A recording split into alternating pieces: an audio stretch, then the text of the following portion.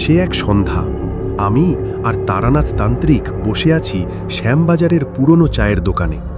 চারপাশে ধূপের গন্ধ আর তারানাথবাবুর চোখে পুরনো দিনের ছায়া। আমি বললাম, তারানাথবাবু, আবার কোনো ভূতের গল্প মনে পড়ছে বুঝি? তারানাথ হালকা হেসে বলল, ভূতেরা তো মনে পড়ার সুযোগই ছাড়ে না, তবে আজকেরটা একটু অন্যরকম। বছর 20 আগে বর্ধমানের এক জমিদার বাড়িতে গিয়েছিলাম আমার এক বন্ধুর নিমন্ত্রণে।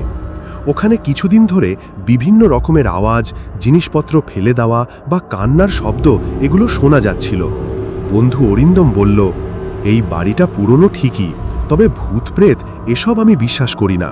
বাড়িতে নেহাত সবাই ভয় পাচ্ছে, তাই তোমাকে ডাকা। তারকনাথ বলল, প্রথম রাত কেটেছিল বেশ ভালোই, কিন্তু দ্বিতীয় রাতের মাঝরাতে হঠাৎ ঘুম ভাঙল। ঘরে অদ্ভুত নীরবতা, কেমন একটা পচা গন্ধ, গা ভারী ভারী। আমি বুঝতেই পারছিলাম এই ঘরে আমি একা নেই। হঠাৎ দেখি ঘরের কোণে এক ছায়া দাঁড়িয়ে আছে, মাথা নিচু করে। কি বিভৎস দেখতে তাকে, গলায় ফাঁসিতে কেটে যাওয়া দাগ। দেখে আমার গায়ের লোম কাটা দিয়ে উঠল। আমি ভয় না পেয়ে জোরে জোরে মন্ত্র উচ্চারণ করতে শুরু করলাম। ওম হ্রিম কালী কালী কালী র, ওম হ্রিম কালী কালী কালী র। ছায়ামূর্তি স্পষ্ট হয়, এক যুবক, চোখে দুঃখ।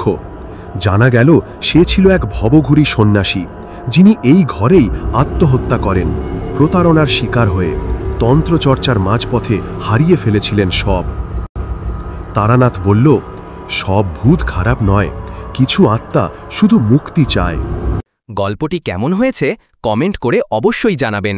আর গল্পটি যদি আপনাদের ভালো লেগে থাকে তবে অবশ্যই চ্যানেলটিকে সাবস্ক্রাইব করে আমাদেরকে উৎসাহিত করবেন আরও ভালো ভালো গল্প আপনাদের উপহার দেওয়ার জন্য।